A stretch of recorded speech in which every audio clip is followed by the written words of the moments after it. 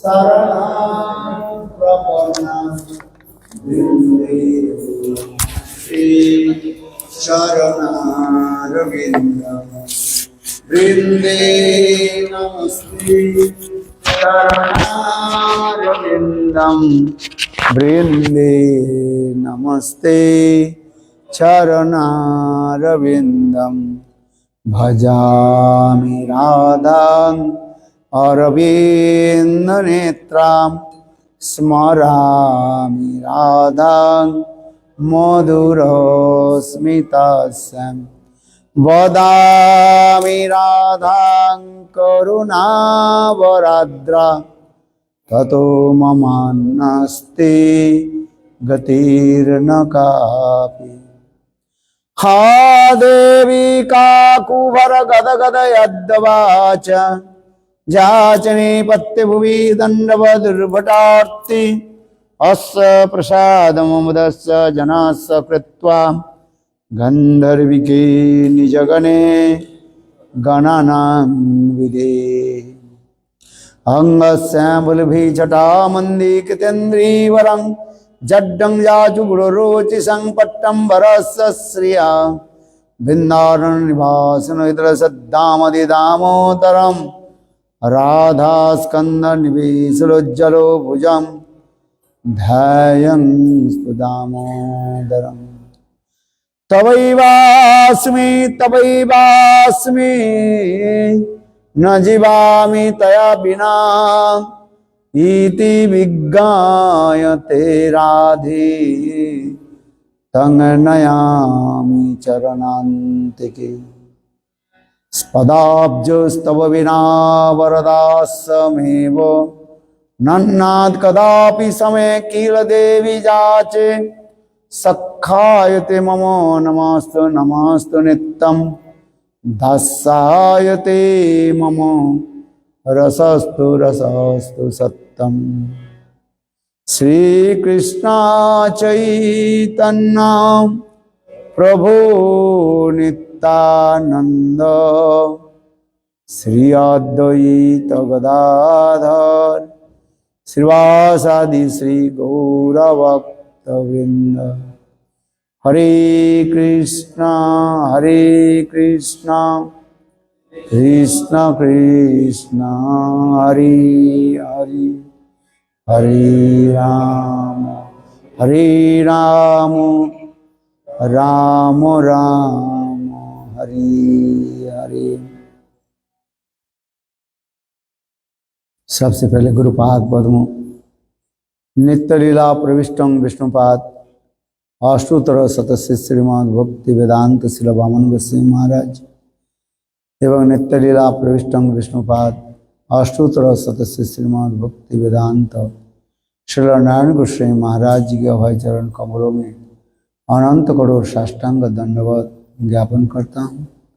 तत्पश्चात नित्य लीला प्रविष्टं विष्णुपाद अष्टोत्तर शतस्य श्रीमद् भक्ति वेदांत स्वामी महाराज एवं उपस्थित समस्त वैष्णववृंद मातृवृंद गौरगत सज्जन वृंद सभियों की चरण कमलों में मेरा यथायथ दंडवत प्रणाम स्वीकार हो।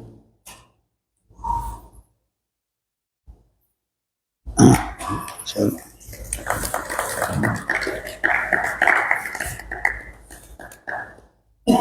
अधिक समय नहीं लेते हुए दो शब्दों के द्वारा मेरे जिहा को वाणी को मैं पवित्र करता हूँ। आज दोपहर के समय जो कथा बहुत सुंदर था, गोपी गीत के बारे में हम लोग कुछ चर्चा कर रहे थे। बहुत सुंदर, महल भी बहुत सुंदर था।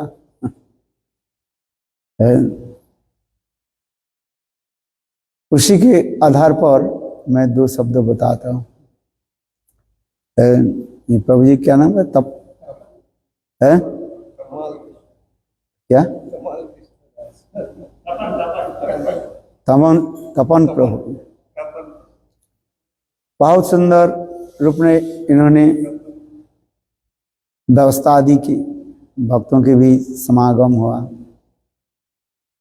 उसके बाद हमारे सिद्धांति महाराज जी भी बताया बहुत सुंदर कथा, और हमारे विष्णु प्रभु जी बताया। आप बताए नहीं क्यों? आप ही बोलने के लिए सब आते हैं, हम क्या बोल रोज और रोज बोलते हैं, मैं क्या बोल रहे? कभी कभी। अच्छा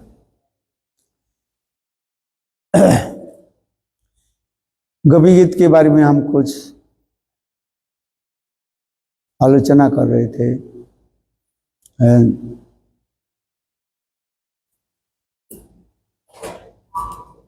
जिस विषय पर हमने थोड़ा भी प्रकाश डाला था, ज्यादा तो नहीं बोला, थोड़ा दो शब्द बोला था। शुरू प्रारंभ किया था।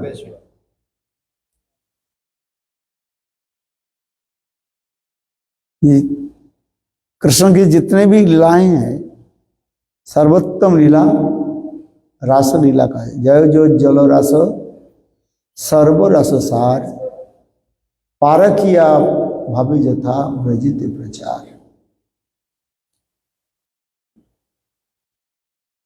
कृष्ण की जितने भी लीला हैं, समस्त लीला की सार यही रास लीला कहा गया।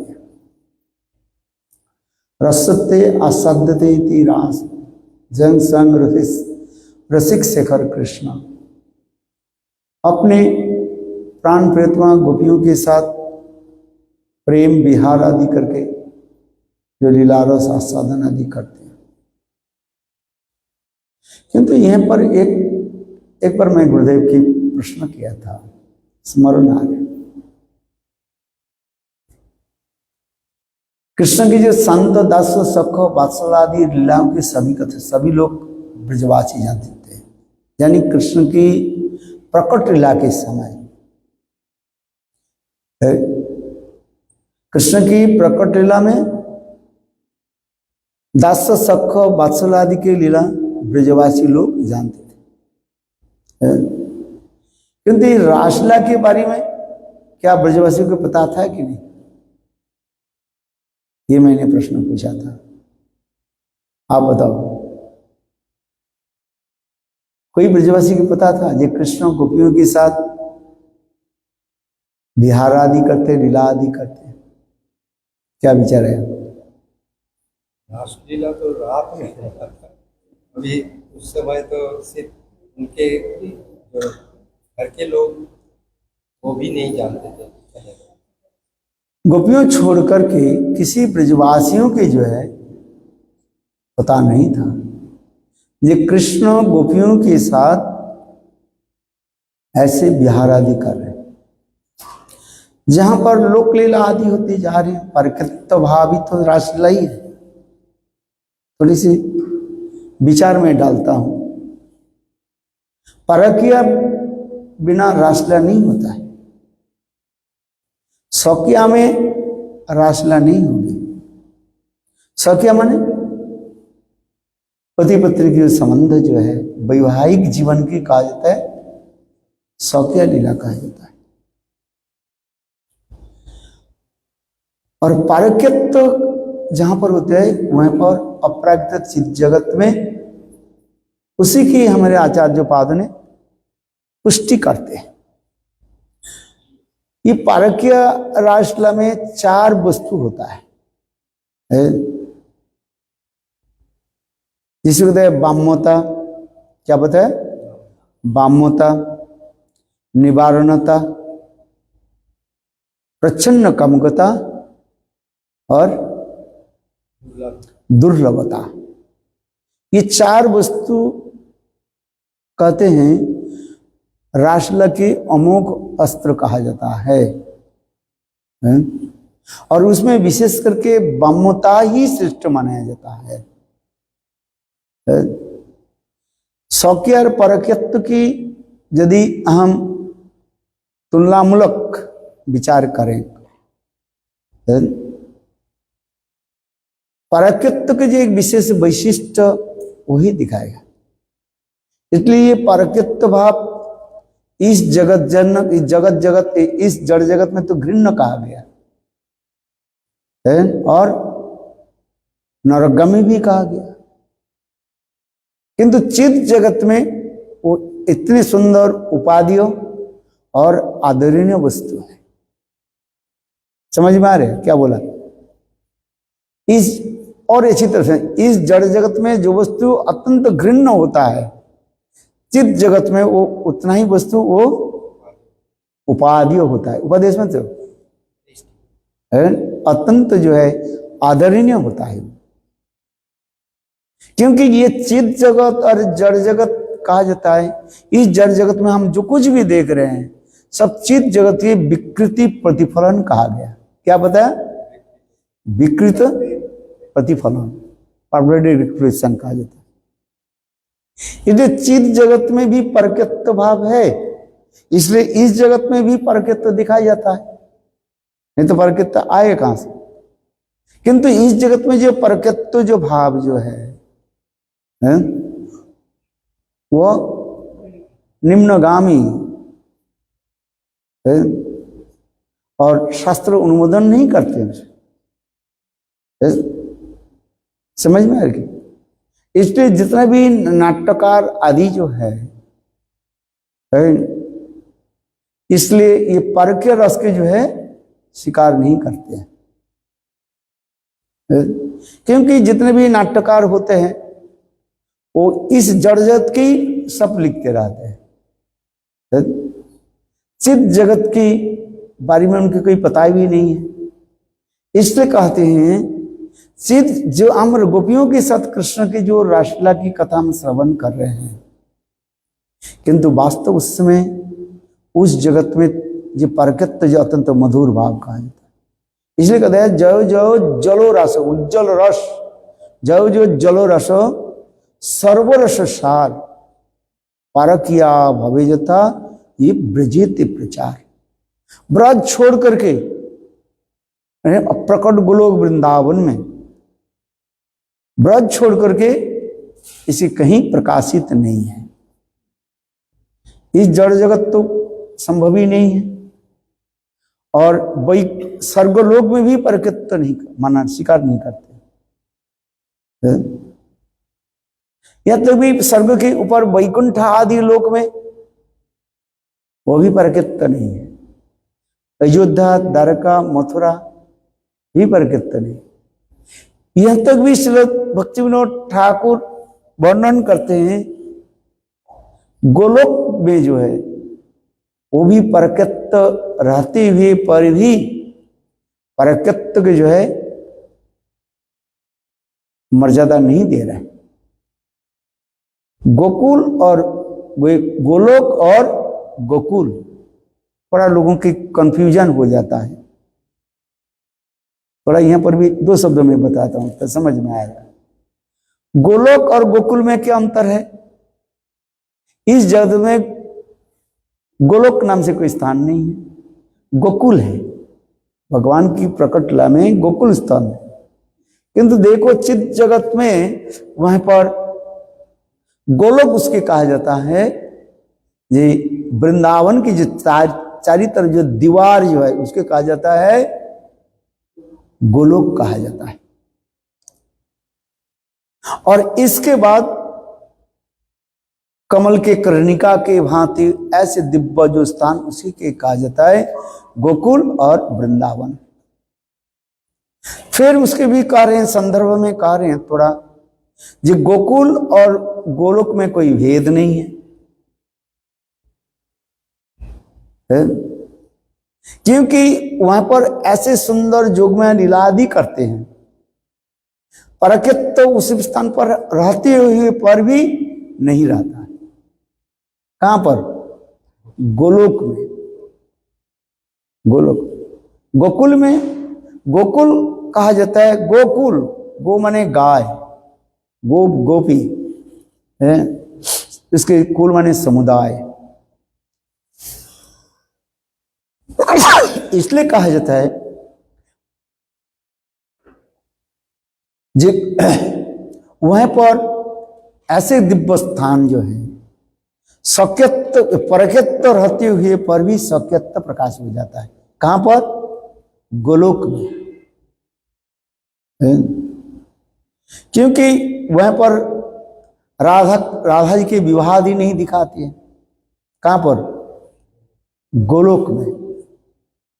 और गोकुल में, गोकुल वृंदावन में राधा जी के विवाह आदि दिखा करके जैसे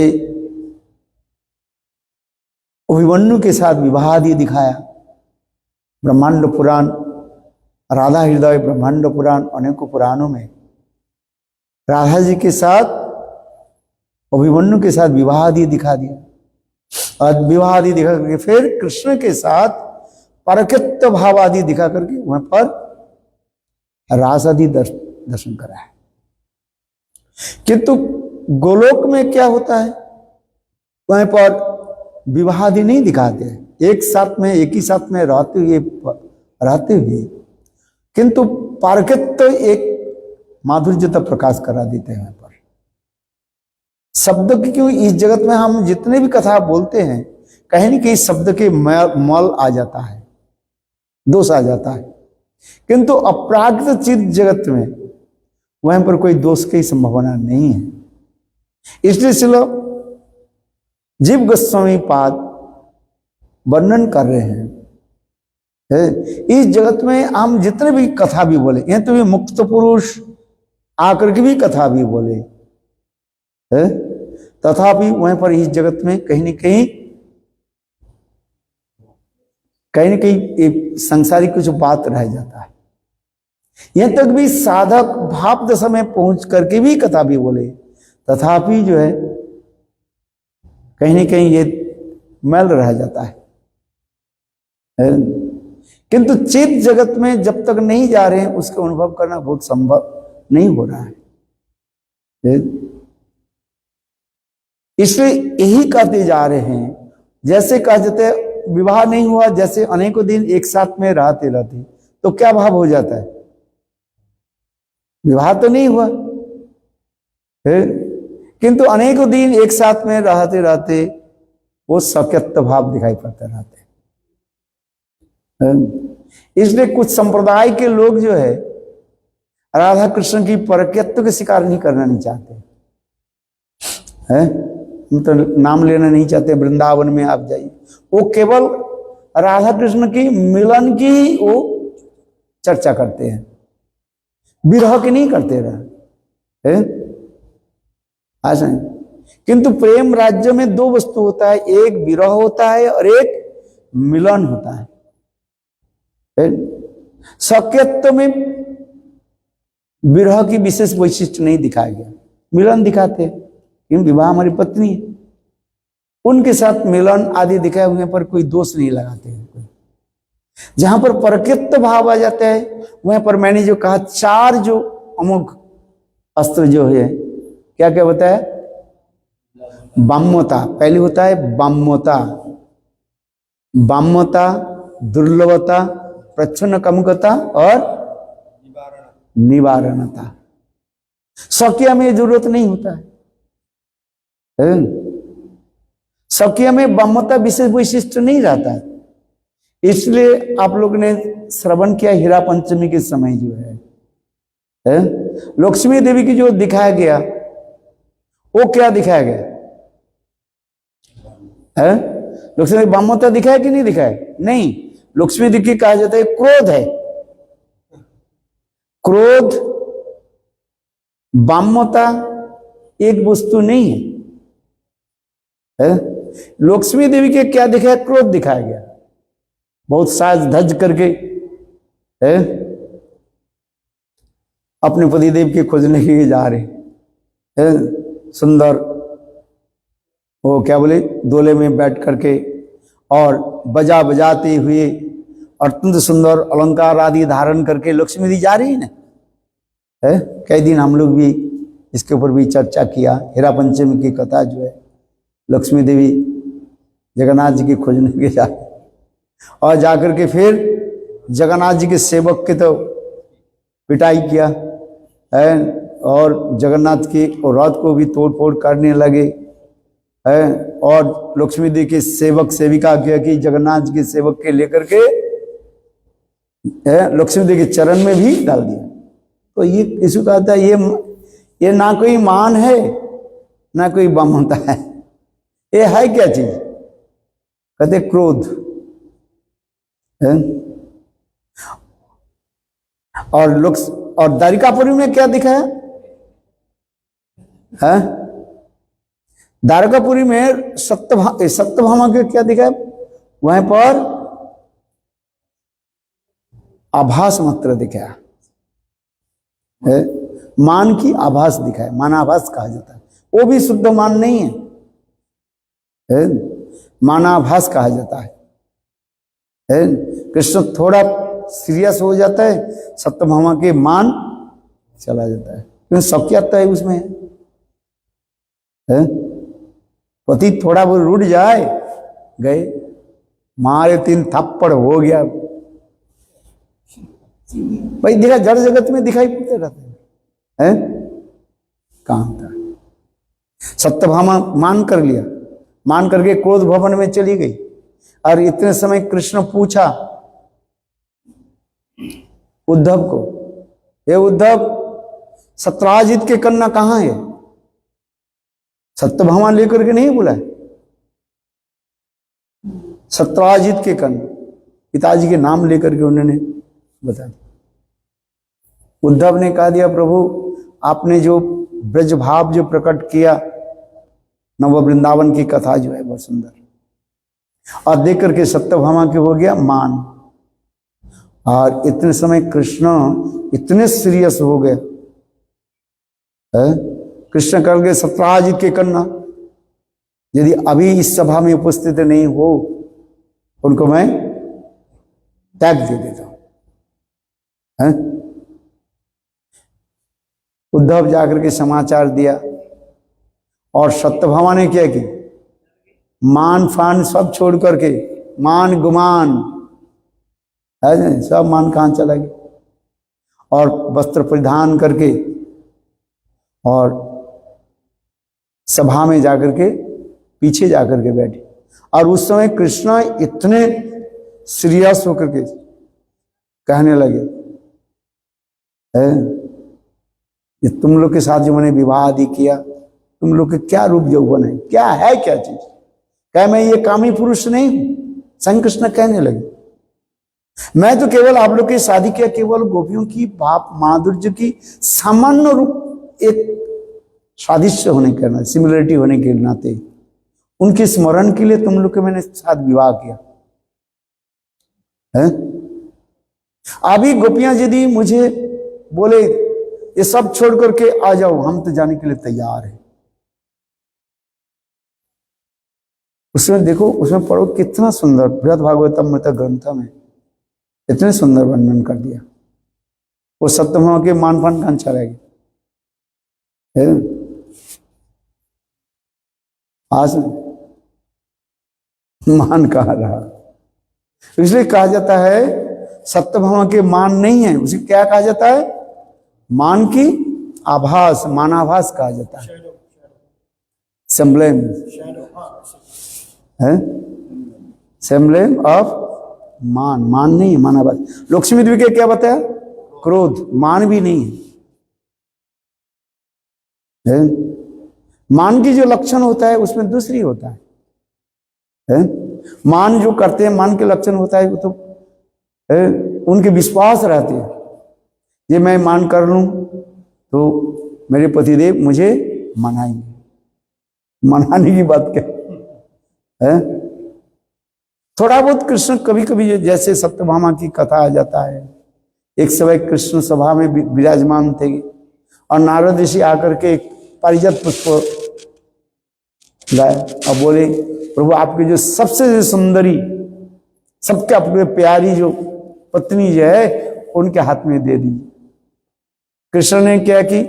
रुक्मिणी के हाथ में दे दी है, और सत्यभामा के हो गया मान है। रथ सत्यभामा छोड़ करके चली गई, सभा को त्याग करके।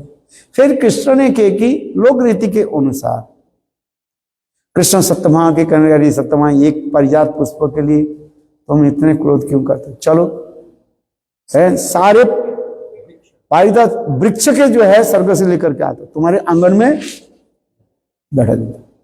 तो सत्यभामा के लेकर के गए और स्वर्ग से इंद्र के परास्त करके फिर वो वृक्ष लेकर आया, उसके स्थापना तक की। ये तो कभी कभी कृष्ण लोक रीति के अनुसार दिखाते रहते, किंतु कृष्ण जब रूठ जाता है क्या कर ले। इसलिए कह रहे हैं वास्तव रूप में द्वारकापुरी में वहां पर मान नहीं है, उसे कहा जाता है मानाभास मात्र कहा जाता है, आभास मात्र दिखाया गया। जगन्नाथ पंडित सो सत्यभामा के रूप है महाप्रभु के। चलो वो बात अलग है, कथा प्रसंग आगे चले जाएगा, जो कथा प्रसंग का कार्य सुनो है। किंतु देखो गोपियों की मान की माधुर्यता प्रकाश कर रहे हैं। कृष्ण गोपियों की कहते हैं देखो हर रोज मुझे तुम लोग मुझे कुछ न कुछ बोलते रहते हो, तो तुम चोर हो, लंपट हो, बोलते हैं ना। ब्रजे प्रसिद्धं नवनीत चौरंग गोपांगनांच दुकुल चौरंग अनेक जन्मार्जित पाप चौरंग चौरंग अग्रगण्यं पुरुषं नमामि। चलो गोपियां तो कहती रहती है। एक दिन कृष्ण बोले, हे गोपियों हर रोज मुझे तुम लोग एक सौ बोलते रहते हो, इसलिए काल से मैं कुंज में आऊंगा ही नहीं। गोपियां क्या बोली, अरे काल किसने देखा, अभी चले जाओ। माधव माधव जाई माधव मावद कही तो बोले काल किसने देखा। देखो गोपियों की मान जैसे, इसलिए गोपियों की मान की ऐसे सुंदर मधुरता बम्मता भाव कैसे दिखाए। इसलिए कृष्णदास कविराज गोस्वामी लिख रहे हैं गोपीर मान जैनो सत नदी धारा है चौदी के बाएं। गोपियों की मान की जो धार जो है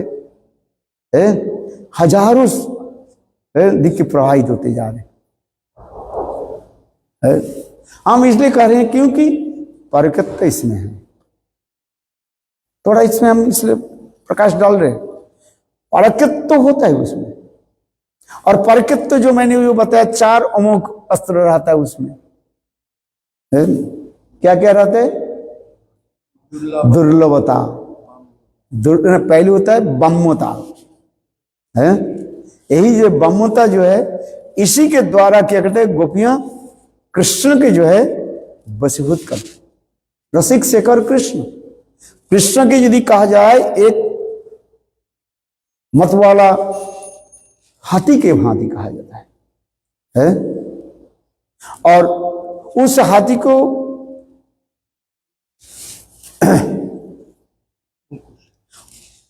संभालने के लिए क्या करना पड़ता है, अंकुश। इसलिए मानांकुश का, जब मान रूपी अंकुश के द्वारा गोपियां राधा आदि गोपियां कृष्ण के वशीभूत कर लेती। देखो है और कोई वशीभूत कर नहीं पाते, इसलिए कहा जाता है बम्मता। और परकत्व में ये बम्मता जो है इससे विशेष जो है अमोघ अस्त्र बताया जाता है, ये बम्मता भाव के द्वारा। और दूसरी क्या बताए, दुर्लभता। दुर्लभता कभू मिले कभू ना मिले दैवेर घटन है। कृष्ण कह रहे आमी ओ ना जाने गोपीगण दुहार रूपे गुणे दुहार हरे मोर मन। आमी ओ ना जाने कभू मिले कभू ना मिले दैवेर घटन है। कहते कृष्ण के साथ गोपियों की ये प्रेम प्रति जो है कभू मिले कभू ना मिले है? ये तो विवाहित पत्नी तो नहीं है। कृष्ण के साथ गोपियों के साथ विवाह नहीं दिखाया गया है। इसलिए गोपियां कभी कभी उलाहना देती है, थोड़ी तुम्हारी थोड़ी विवाहित पत्नी थोड़ी है, तुम्हारी थोड़ी पत्नी हम थोड़ी है? कोई किसी का नहीं, शुल्क दासिका बोले अशुल्क दासिका, दो अर्थ है। पति सुत नया भातृ बांधवा नति विलंगते अंत च्युतागता। कितना सुंदर। अटति जद भवान अन्निकाननम त्रुटि जुगायते ताम पश्यतम कुटिल कुंतलं श्रीमुखंचते जड़ जड़ उद्रिक्षता पक्ष की दृशम। कितना सुंदर बात। चलो हम इसलिए कहते जा रहे हैं, इसलिए कभू मिले कभू ना मिले दैवेर घटन है। और जोग में उसी प्रकार व्यवस्था कर देते। शौकिया में क्या होता है, मिलन स्वच्छंद हो जाता है? और किसी प्रकार दोष नहीं लगते। एक पति पत्नी, विवाहित पति पत्नी जा रहे हैं, कोई कुछ बोलने वाला नहीं, पति है पत्नी है, किंतु विवाह नहीं होकर के चले तो लोगों के क्या होता है, दृष्टि पड़ता है? पड़ता है कि नहीं? लोग को दृष्टि करें, बोले ये क्या बात है। भले ही अपने भाई बहन भी चले, लोग थोड़ी समझे कि भाई बहन जा रहे, बोले यार ये क्या बात है, लोग दृष्टि। इसलिए जोग में क्या करते, कभू मिले कभू ना मिले दैवेर घटन, कभी मिलता है कभी नहीं मिलता है। इसी कहते दुर्लभता। निवारण तो अपने गुरुजन उनको भी निवारण करते हैं। देखो समझाती है सास ससुर उन लोग के समझाती है, किंतु निवारण करते। सौख्या में निवारण थोड़ी होता, निवारण होता है। और प्रच्छन्न कम करते, प्रेम को ऐसे ढक करके रखते हैं जैसे कहा जाता है 60 धान की भांति। उदाहरण दिया, 60 धान समझते नहीं है? एक प्रकार जो है धान होता है, 60 दिन में वो विदिन 60 डेज, जस्ट 60 डेज वो क्या होता है, पक जाता है। और उसी दिन आप ये काट करके नहीं ले तो वो झड़ जाता है। और वो धान कैसे रहता है ना, पत्ता के द्वारा वो है कवर रहता है, उसके ऊपर से दिखाई नहीं पड़ता है। किंतु जो एक्सपर्ट जो कृषक जो होता है, फरमार जो होता है, वो समझ जाता है ये जिस दिन से मैं इस बीज को बोया वो दिन लिख करके रखते हैं, ठीक 60 डेज है, 60 दिन और 60 दिन होने के साथ ही साथ उसको आप काट करके लाना पड़ेगा। और नहीं तो एक दिन 61 दिन हो जाए, 62 दिन हो जाए, वो धान नीचे गिर जाए। तात्पर्य क्या है, इसे कह रहे हैं जो गोपियों की जो कृष्ण के प्रति जो प्रेम प्रति जो है वो कैसे रहता है, आच्छादित रहता है। इसे कहा जाता है प्रच्छन्न काम करते। यहां पर काम शब्द का प्रेम है, प्रेम ही वो गोपारामणं काम ही वो मित्र भी धीयते। गोपियों की जी काम प्रेम जो है एक तात्पर्य में कहा जाता है। वो कैसे रहता है, वो आवृत रहता, माने लोग के दिखाती नहीं है। पति पत्नी में जो प्रेम है सबको दिखते रहते हैं, चल रहा कोई बात नहीं है, बात है कि नहीं है? किंतु जहां पर परकित्व हो जाता है वो प्रेम को क्या रखते हैं, ढक करके रखते हैं। किसी के दूसरे की भी गंध तक भी लगे नहीं लगना नहीं चाहिए है। अभी जो मैंने जो प्रश्न जो किया था, गुरुदेव के प्रश्न किया था, ये गुरुदेव ये कृष्ण की प्रकट लीला में है? किसी व्यक्ति को कोई पता था ये कृष्ण रास करते हैं? नहीं।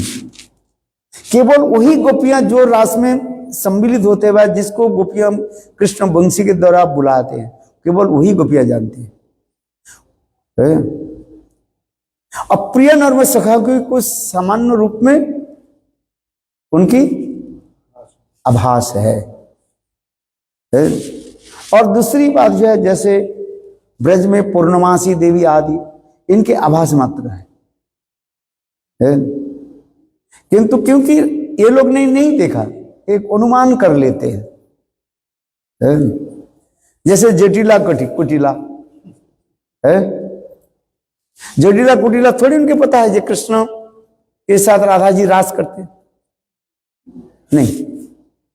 लोग देखो, कोई वस्तु जब होता है ना, लोग उसके एक कर लेते हैं, क्या बोले, गेज, अनुमान कर लेते हैं। हो सकता है ये करते हैं वो करते हैं, किंतु उनकी पता नहीं था। कृष्ण अंतर्ध्यान होने के बाद इसी कथा को जैसे सुखदेव गोस्वामी पाद परीक्षित महाराज की ये कथा सुनाया। इसके पहले किसी को पता नहीं था। प्रिय नर्म सखा आदि के तो केवल आभास मात्र है, किंतु उनके प्रवेश अधिकार नहीं है, किंतु जानते हैं, प्रीति करते। किंतु जहां पर रास में, जहां पर अनेक प्रकार की जो लीला आदि होती है, 18 प्रकार की लीला के द्वारा ही कहा जाता है, रासलीला कहा जाता है। आप उज्जवलमणि ग्रंथ में टीका में लिख रहे हैं, जहां पर संभोगमय लीला होता है वहां पर 18 प्रकार की लीला होती है उसमें, है वंशी चोरी से लेकर के है अनेक प्रकार की लीलाएं जहां पर एकत्रित है। रास अनेकों माधुर्य लीला की समावेश, रस समावेश रास है, कोई साधारण वस्तु नहीं है। अंग संग आदि जो कथा आदि दिखाया गया, उसमें ही रासलीला में अनेकों दिखाया गया, जिससे हमारे विश्वनाथ चक्रवर्ती पाद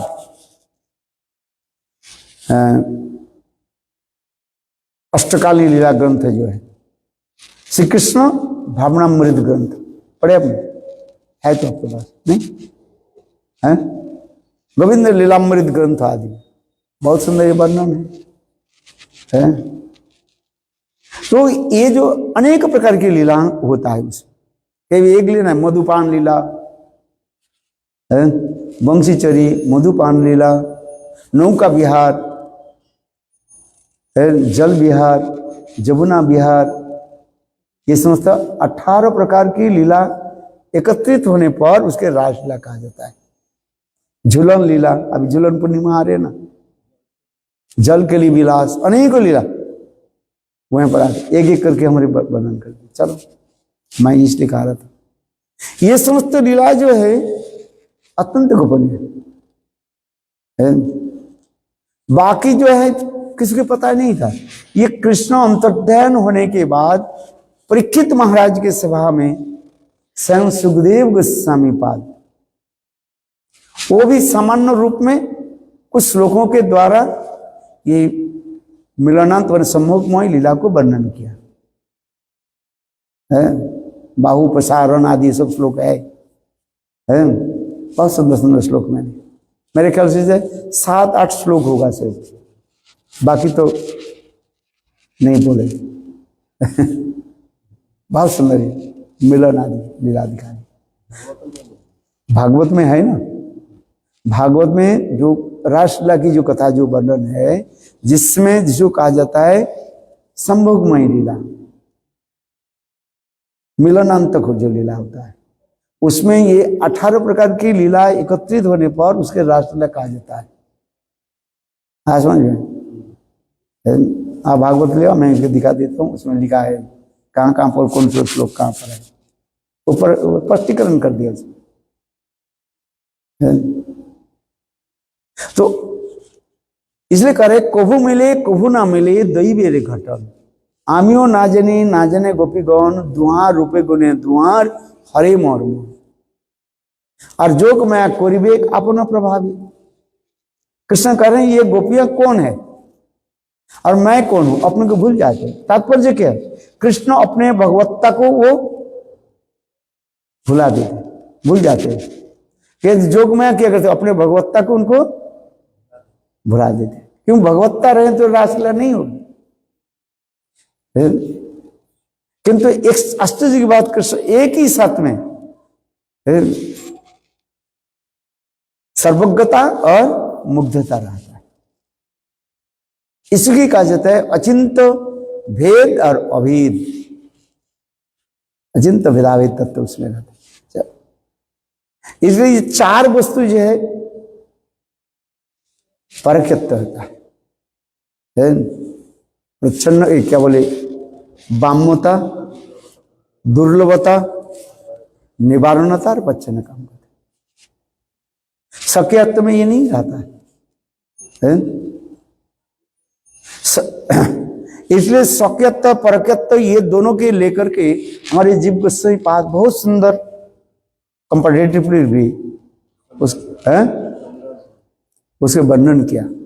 और स्वयं जीव गोस्वामी पाद लिख रहे हैं केचित स्वेच्छा और केचित परच्छया। मैंने जो सौख्य और परख्यत्व के बारे में जो वर्णन कर रहा हूं, दूसरे की मन रखने के लिए सौख्यत्व में वर्णन कर रहा हूं, दूसरे के मन रखने के लिए। किंतु सौख्यत्व मेरा मत नहीं है, परख्यत्व ही जो है ये सर्वश्रेष्ठ कहा जाता है। और गोपियों की परख्यत्व भाव ही रासलीला होता है, माधुर्य तो प्रकाश होता है उसमें। ये जो कथा हम जो श्रवण करें, ये अत्यंत गुज्जात्मक कथा है। इसलिए तो कहा दिया, रासलीला की पहली श्लोक कह रहे हैं क्या, भगवान ओपी तारात्रि शरदोत्फुल्ल मल्लिका विक्षरन्तु मनश्चक्रे जोग मायामुपाश्रितम्। भगवानोपि श्री शुक उवाच और बद्रायणी उवाच, बद्रायणी उवाच व शुक उवाच पठांतर क्या बोल रहे हैं, भगवानोपि तारात्रि, भगवान शब्द कहा दिया इसमें। कैसे रासलीला में कौन प्रवृत्त हो रहे, स्वयं भगवान बलिनंदन श्याम सुंदर। भगवान उभी तारात्रि शरद उत्फुल्ल मल्लिक, तारात्रि वह समस्त रात्रि की सौंदर्य माधुर्य के दर्शन करके कृष्ण के हृदय में उद्दीपना है। स्वयं कृष्ण आत्माराम आप्तकाम होते हुए पर भी ये लीला आदि को करते जा रहे हैं। बहुत सुंदर, कोई 3-4 श्लोकों के द्वारा इसको बहुत सुंदर में वर्णन किया गया है। तो ये कोई साधारण वस्तु नहीं है। और उस कथा को कौन वर्णन कर रहे, स्वयं सुखदेव गोस्वामी पाद वर्णन करते जा रहे हैं। अकुमार ब्रह्मचारी है, कितने सुंदर, कोई साधारण वस्तु नहीं है। यदि साधारण वस्तु होते सुखदेव गोस्वामी वर्णन नहीं करते है। यदि संसार के स्त्री पुरुष की कथा होती वर्णन नहीं करते। अपरागित वस्तु है, दिव्य वस्तु है, उसके सुखदेव गोस्वामी वर्णन करते जा रहे हैं। इसलिए इसी कथा को सुन करके परीक्षित महाराज ने प्रश्न भी छेड़ दिया। क्या प्रश्न किया, कहते हे ब्राह्मण गुरुदेव, यदुपति स्वयं भगवान कृष्ण संसार में प्रकट होते किस लिए है, धर्म स्थापन करने के लिए और अधर्मी विधर्मी को नाश करने के लिए, परित्राणम साधुनां विनाशाय च दुष्कृतम है, साधुओं की रक्षा करने के लिए और दुष्टों के दमन करने के लिए। और आपने जो रासलीला कथा गोपियों के बारे में बताया, परदार अभिमर्शनम कि वह अभिप्राय प्रश्न कर दिया। ये कृष्ण आपने जो ये रासलीला के बारे में जो बता रहे हैं, और गोपियां कौन थी? दूसरे गोपों की स्त्रियां थी। कृष्ण तो विवाह नहीं दिखाया आपने। तो परदार अभिमर्शन किम अभिप्राय, दूसरे स्त्रियों के साथ विहार आदि करना एक क्या है? घृण्य कर्म है। ये भी देखो पाप कर्म है। परदारो भी मर्शनम तो पाप कर्म है। तो इससे दर लोगों की कल्याण क्या होगा? और दूसरी बात है, कृष्ण श्रेष्ठ पुरुष आप बताया, जद जदातरि श्रेष्ठ तत्व दिवीतुर जना सजत पावनम कुरुते लोकस्तद अनुवर्तते। श्रेष्ठ व्यक्ति जिस मार्ग पर रास्ते पर चलते हैं उनके लोग तो उसी रास्ते में चलेंगे ना। तो कृष्ण परदार अभिमर्शनम, दूसरी स्त्रियों के प्रति अनुधावन करते चलते हैं, तो लोग भी उसी करेंगे। बोले कृष्ण ने रास किया, हम रास करेंगे, उससे दोष क्या? बोलेंगे नहीं बोलेंगे? परदार अभिमर्शन किम अभिप्राय है, ये कैंसिल। और दूसरे कई प्रश्न किया उसमें, देखो पढ़ो। कहते दूसरी बात है, गोपियों की जो है किसी प्रकार ब्रह्म ज्ञान तक नहीं हुआ है और भगवान को प्राप्ति कर ले, ये कैसे संभव है?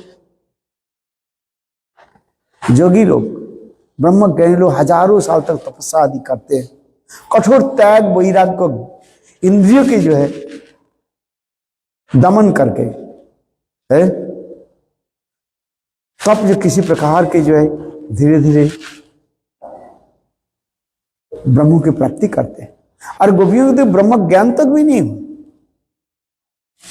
है, और आपने कहा है जो उनकी प्राप्ति भगवान की प्राप्ति होगी, ये कैसे है? मेरे समझ में नहीं आ रही। और इस कथा को सुन करके सुखदेव गोस्वामी क्या बोले? उक्त पुरुष तत्, हे परीक्षित, मैंने पहले इसको तुमको बताया गया, तुम ठीक ध्यान से सुना ही नहीं। उक्त पुरुष तत्, मैंने पहले में ही बोल दिया। बोले कहा? भाई सप्तम स्कंध में, जहां पर शिशुपाल के शिरच्छेद हुआ, उस समय में ही बोल दिया है। श्रीमद् भागवत में ये वर्णन होते आ रहे हैं। ये भागवत प्राप्ति के उपाय क्या है? कामाद देशाद भयात स्नेहात, कामाद देशाद भयात स्नेहात वयं भक्ति विभु। नारद ऋषि इस कथा प्रसंग के कार्य है। ये भागवत प्राप्ति के लिए उपाय क्या है? क्या बोले? आविष्ट होना चाहिए है? देखो एक उदाहरण दे रहे हैं। कामाद गोप्पा, गोपियां भगवान की कैसे प्राप्ति किया? कामना की द्वारा है। कामाद गोप्पा, भयात कंस,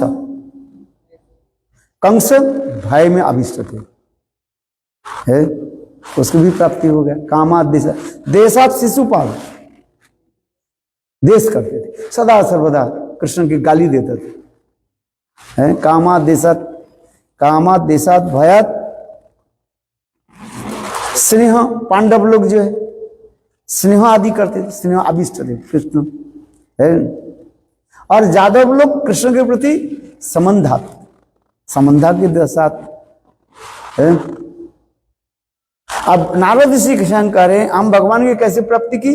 वयं भक्ति विभु, हम भगवान की भक्ति के द्वारा हम प्राप्ति की। किंतु इसमें आविष्ट मनम, यदि आविष्ट नहीं रहे भगवत प्राप्ति नहीं होगी। गोपियां सदा सर्वदा कृष्ण में आविष्ट होकर रहती। इसमें एक वस्तु है, भगवत प्राप्ति की मूल तात्पर्य क्या है? आविष्ट हो जाना, अब्जॉर्प्शन, उसके बिना और कुछ नहीं है।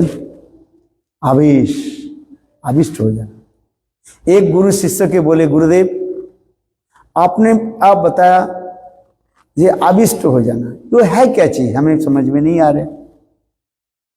गुरुदेव उसके समझाने के लिए प्रयास किया, बोले जिसके बिना रह नहीं सकते उसके लिए सदा चिंतन करना ही अभिष्ट है।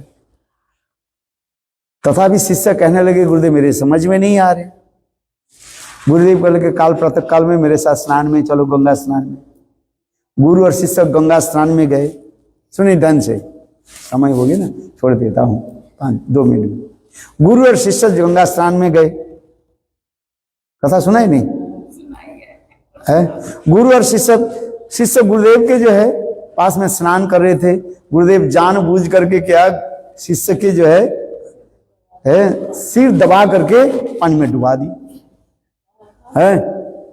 फिर 1 मिनट के बाद हाथ उठा ली, शिष्य पानी से ऊपर आ गया। हाँ गुरुदेव मेरा प्राण है।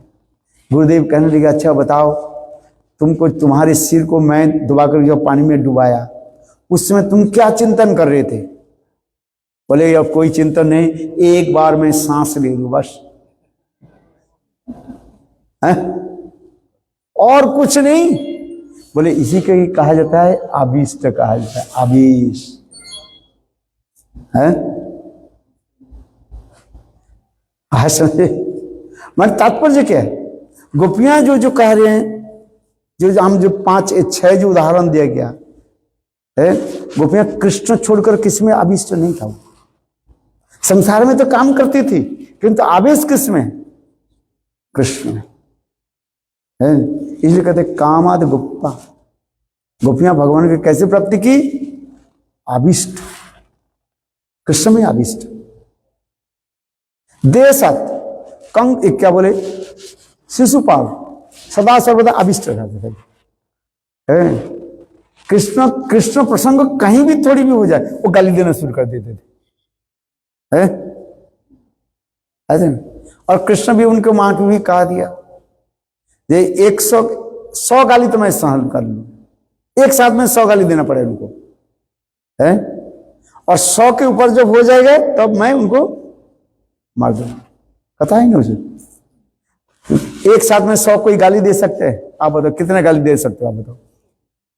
हो सकता है आप 10 दिन 5 दिन एक दिन कुछ बोलते सकते हो, 5 दिन की ज्यादा 100 गाली पूरा होगा, किंतु नहीं कंटिन्यूसली है, एक ही साथ में गाली दो शुरू करो, दे सकते हो। आप कितने गाली कितना आपके याद है? आप बताओ। आप कहोगे तुम चोर हो, लंपट हो, धूर्त हो, स्टूपिड, नॉनसेंस, रस्कल, किक बोलते हो। इसके बाद कितना बोल सकते हो? ज्यादा से ज्यादा आप कितने बोल सकते हो? आप देखना है 5-7 बोल नहीं भी पाओगे, फिर चिंतन करना पड़ेगा।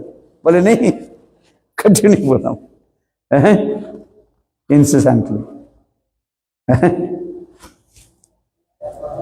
बोले उसी कहते आविष्ट हो। शिशुपाल जब कृष्ण को देखते हो गाली देता था, कामादेश भयात कंस भी के समस्त आविष्ट होकर रहता था, है विष्णु हमें मार डालेंगे।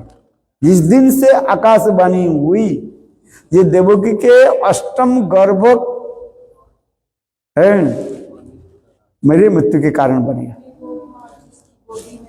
हाँ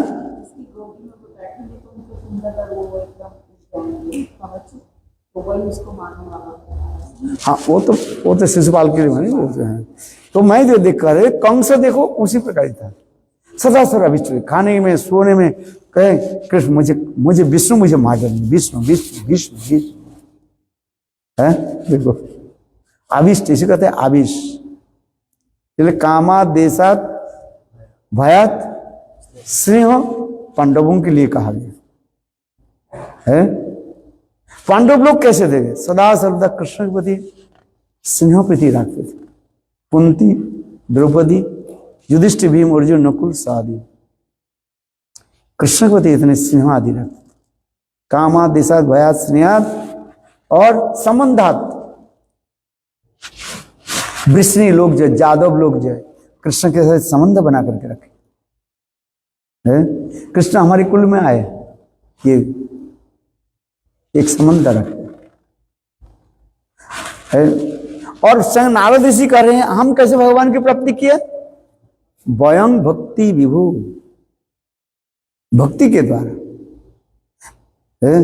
भक्ति में आविष्ट होना चाहिए। जब तक आविष्ट नहीं हो भगवत प्राप्ति नहीं हो रहा है। यही तो है। इसलिए वो भागवत में इसके वो भी गाली देता था कृष्ण को। क्या नाम, जिसको कृष्ण ने उसको मार डाला, किंतु उसको भगवत प्राप्ति नहीं हुआ।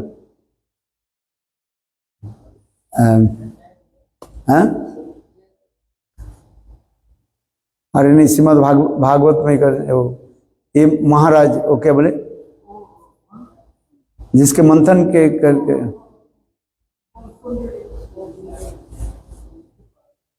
अरे वो तो कृष्ण के साथ देश रखते किंतु अभिष्ट नहीं हुआ।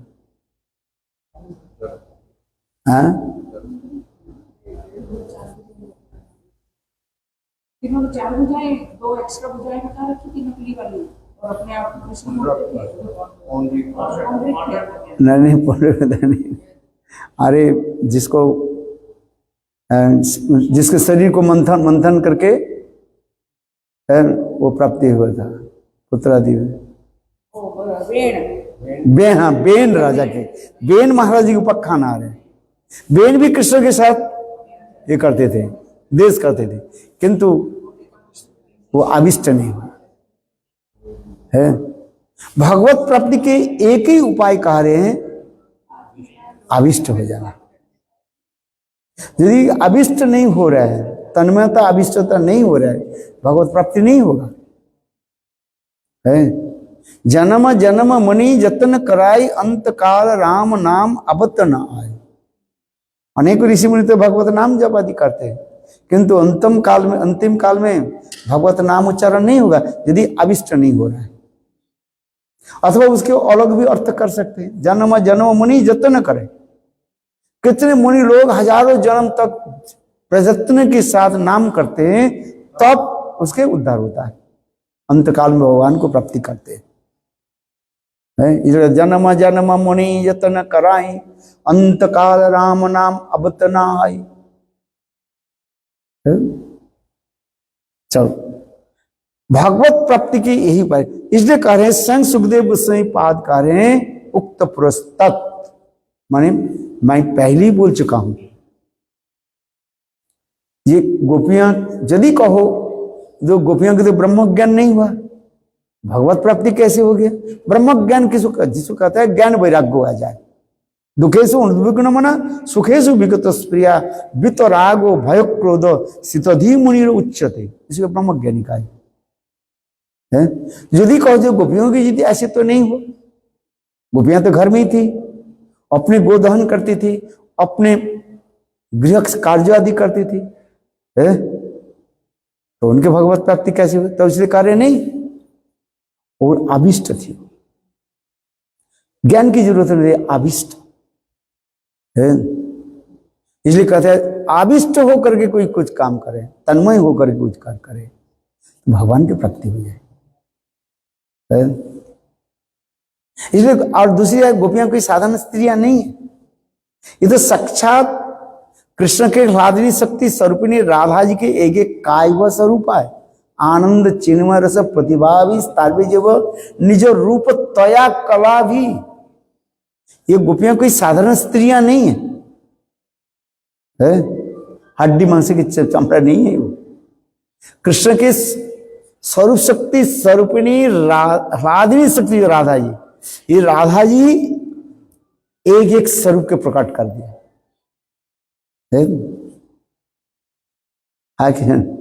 शक्ति शक्ति मानो दयुर अभव, जो कृष्ण जी गोपियों के साथ रास कर रहे, कोई साधारण स्त्रियों के साथ नहीं है। अपने शक्ति के साथ वो स्वयं ही क्या कर रहे, विलास कर रहे हैं। ऐसा जथा और घकम और भकम माने छोटा बालक, जैसे अपने छाया के साथ खेलते हैं, स्वयं कृष्ण उसी प्रकार ही अपने गोपियों के साथ शक्ति के साथ लीला विलास दिखा रहे।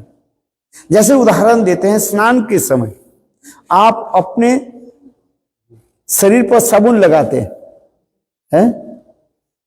दाएं हाथ के द्वारा बाएं हाथ में साबुन लगाते हैं, बाएं हाथ के द्वारा दाएं हाथ में साबुन लगाते हैं, उसे दोष क्या है? ठीक उसी प्रकार कृष्ण स्वयं अपने शक्ति के साथ स्वयं ही लीला विलास आदि कर रहे हैं, इसमें कोई दोष नहीं है। जो तत्व नहीं जानते हैं वो गोपियों के ऊपर दोष लगाते हैं, कृष्ण के ऊपर दोष लगा देते हैं। इसे इस तत्व को आप अच्छी तरह से समझना चाहिए। और दूसरी कहा से यदि को गोपियां तो कृष्ण के जानते नहीं है, और कृष्ण भी गोपियों के नहीं जानते। ये कह रहे ना, अमियो ना जाने गोपी कर, कृष्ण कह रहे हैं गोपियां कौन है हमें भी पता भी नहीं है। देखो इसमें कह रहे हैं, क्योंकि इसी के भी खंडन करते जा रहे हैं। आमियो ना जाने गोपीगण दुहार रूपे गुणे दुहार हरे मरमान। वास्तव रूप में कृष्ण एक रसिक से कर रहे, रस अपने शक्ति के साथ वो विलास कर रहे हैं। ये मधुर लीला है, क्यों कृष्ण रसिक से करे। प्रश्न जो उठाया था, ये गोपियां आप कृष्ण को नहीं जानते, कृष्ण को भी, और दूसरी कह रहे हैं, तो फिर सुखदेव गोस्वामी फिर उसके खंडन कर रहे, जथा तेजयासान उपीनो देसाय, दो श्लोक के दो और उदाहरण दिया। तेजयासांग उपी नो दोषायो, जैसे कोई बलवान व्यक्ति अनेक कार्य करते हैं उसके दोष नहीं लगते हैं। जथापन्ने, फिर दूसरी उदाहरण है, जिस प्रकार अग्नि सब कुछ को क्या कर देते हैं, छाई भस्म करके पवित्र रहता है। अग्नि कभी पवित्र नहीं होता है। अग्नि में कुछ भी डाल दो, आग में कुछ भी डाल दो, है आग पवित्र रहता है, आग कभी पवित्र नहीं होता है। ठीक उसी प्रकार दो उदाहरण दे रहे, जथापन्ने अत्यज्यसांगपि न दोषायो, संग कृष्ण महान बलवान है, उसके दोष नहीं लगता है।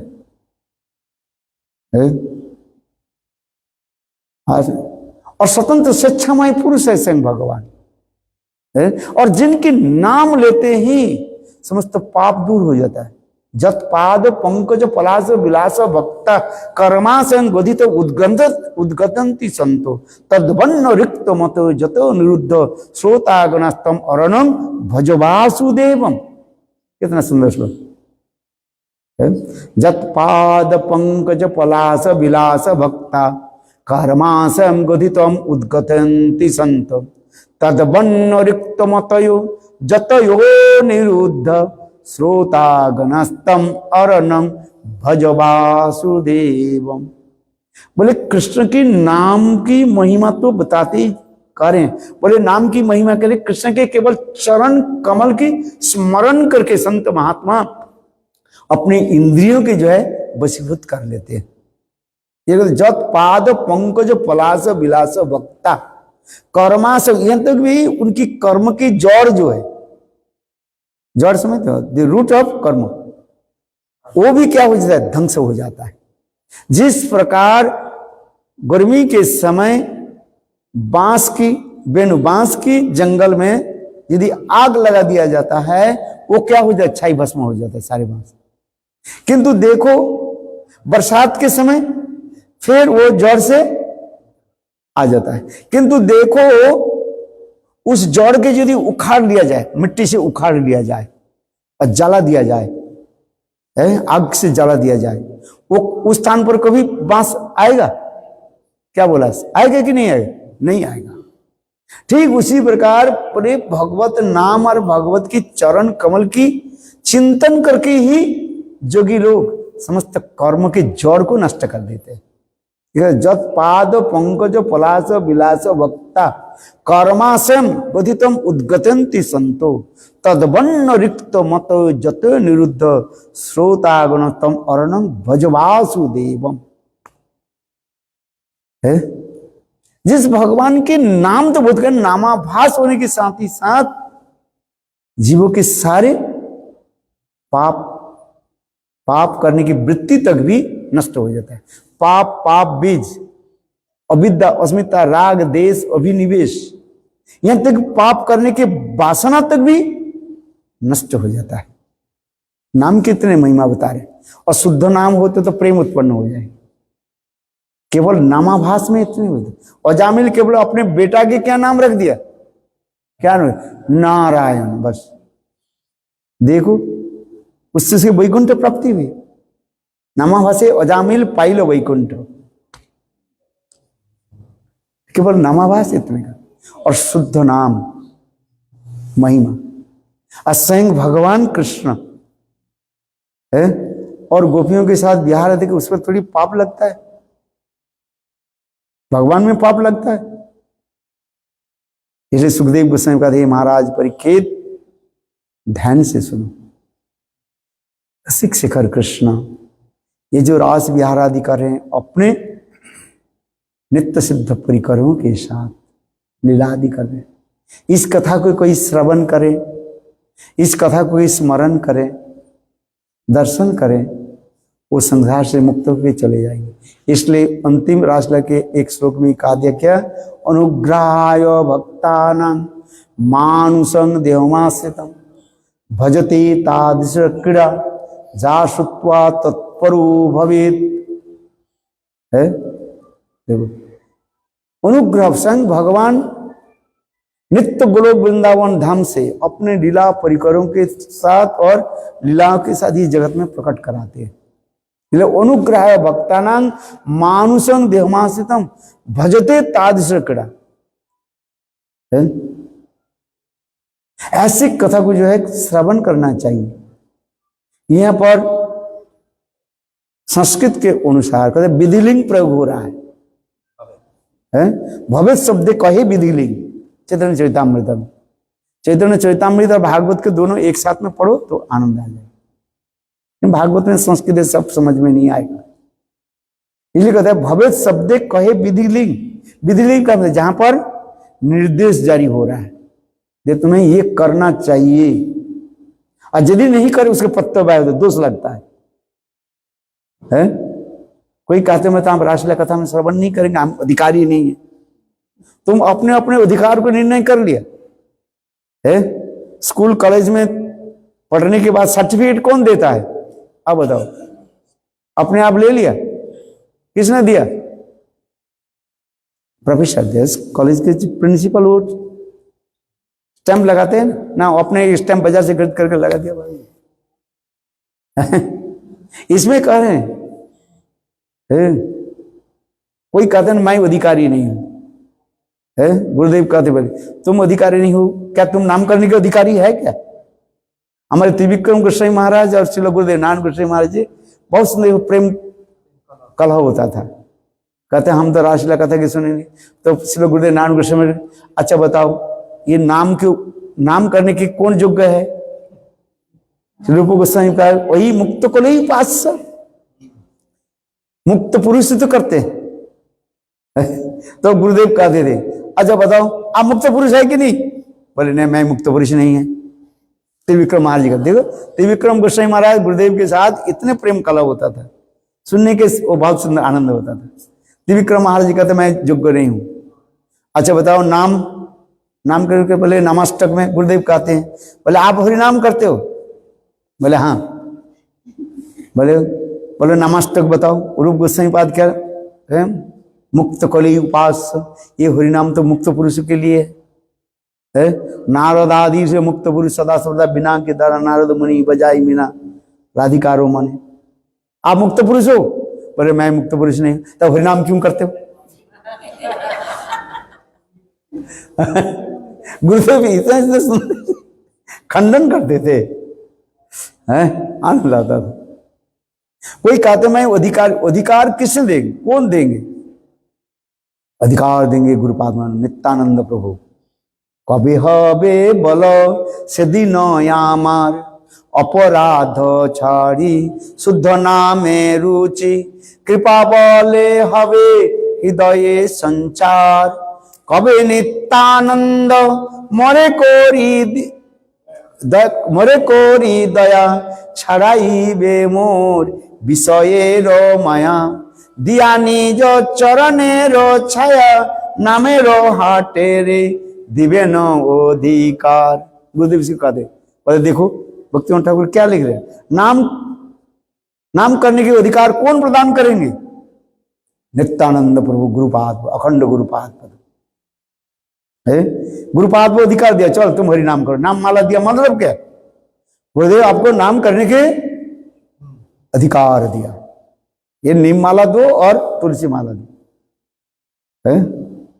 तुलसी माला नाम कहते, अरे नाम तो दिया, जब शरीर छोड़ जाओगे तो साथ में नीम माला ले जाओगे ना, तुलसी माला ले जाओगे। तुम्हारी तुलसी माला हो, नीम माला हो, कटरी माला हो, सब रह जाएगा है। जो है ये कंठी माला ये भी रहे। अरे जो नाम करेंगे लोगे तो यही बुद्धि नहीं होता है, वो पहले देखते हैं गुरुदेव हमें कौन सा माला देखा है? और ऐसे भी लोग आपको मिलेगा, अरे गुरुदेव तुमको नीम की माला दिया, काट के मान दिया, हरिनाम नहीं दिया तुम्हें है। हाँ सर, हम लोग की जब गुरुदेव जब हरिनाम दिया, हम लोग को भी विचार ही नहीं किया। ये तो विदेश में आकर के ये समस्त कथा सुनना पड़ता है, कैसे कैसे शब्द होता है। हम जब इंडिया में थे, जब तक विदेश नहीं आता है, तो हम लोग को भी ये विचार ही नहीं आता था, गुरुदेव जो दिया वही शब्द है। हम लोग नहीं कभी नहीं विचार किया ये हमें तुलसी माला दिया कि नीम की माला दिया।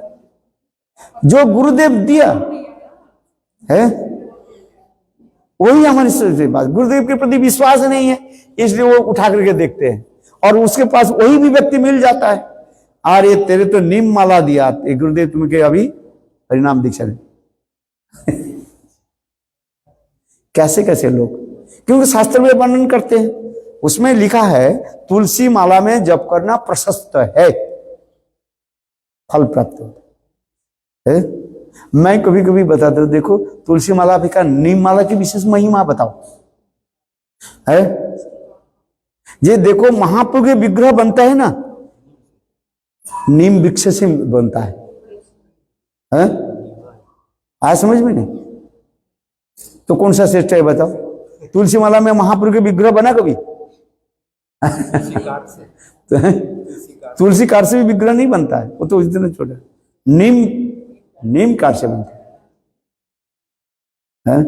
तो कौन है? महाप्रभु स्वयं चैतन्य महाप्रभु। यदि तुम्हारी ऐसे स्थूल बुद्धि भी विचार भी करे है, कम नहीं है, और वही चैतन्य महाप्रभु कम नहीं।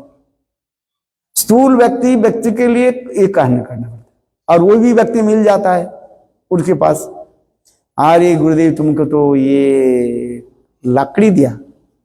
अरे मैं कहते हूं गुरुदेव लकड़ी के माला नहीं दिया, गुरुदेव क्या दिया? हरिनाम है। आज समझो, यद्यपि तुलसी की अनेक महिमा है, किंतु तथापि भगवान गुरुदेव तुमको क्या दिया? नाम दिया, हरे कृष्ण कृष्ण कृष्ण हरे हरे, हरे राम राम राम हरे हरे। बहुत लोग कहते हैं वृंदावन में चले जाते और इतने बड़े बड़े मोटे मोटे तुलसी माला खरीदता है 5 किलो, और एक नाम करता नहीं है, लोग दिखाने के, सब बेकार के हैं, सब लोग दिखाने गोरा बजा है। गुरुदेव जो देते हैं वो तुलसी दे, माला दे, लकड़ी दो, उसके विचार करना नहीं चाहिए। समझ में आ गई? जिसकी बुद्धि कम है, जिसे श्रद्धा नहीं है, चलो क्या करें। और कालक्रम में ऐसे लोग मिलते, आपके थोड़ी सी श्रद्धा है ना, वो व्यक्ति आपको क्या करेगा? और भी गिरा देगा। अरे नाम कर बेटा, नाम तो नहीं करेंगे, वो तुलसी माला और नीम माला लकड़ी लेकर के वही आलोचना करते रहे।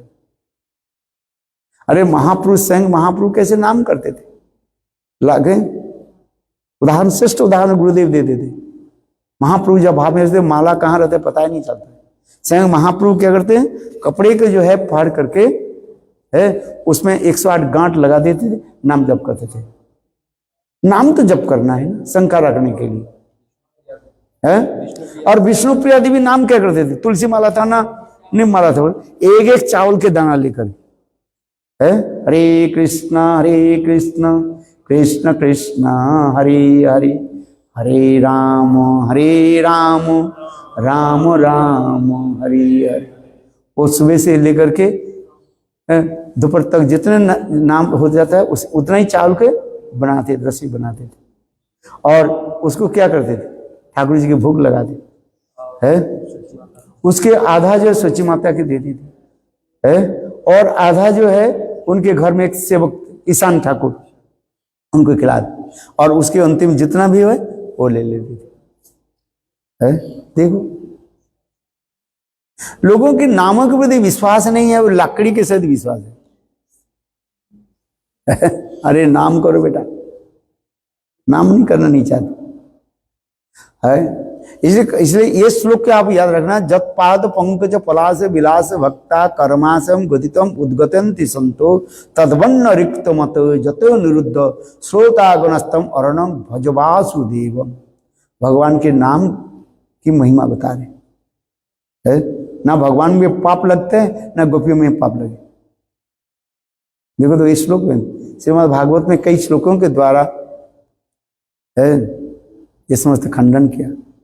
असंग भगवान के अनुग्रह भक्तानां मानुषं देहमाश्रितम भजते तज्र क्रीड़ा जाशुत्वा तत्परो भवेत। यहाँ पर भवेत शब्द लिख दिया, विधि लिंग। जो पालन नहीं करेगा उसको दोष लगेगा, प्रत्यवाय होगा है। बोलो वृंदावन बिहारी लाल की जय, जय श्री राम है। समय हो गया, आप लोग प्रसाद पाइए, फिर काल सुबह प्रातः काल है। बोलो राधे राधे राधे, जय जय जय श्री राधे, राधे राधे राधे। राधा रानी की जय, माँ रानी की जय, राधा महारानी की जय, राधा रानी की जय,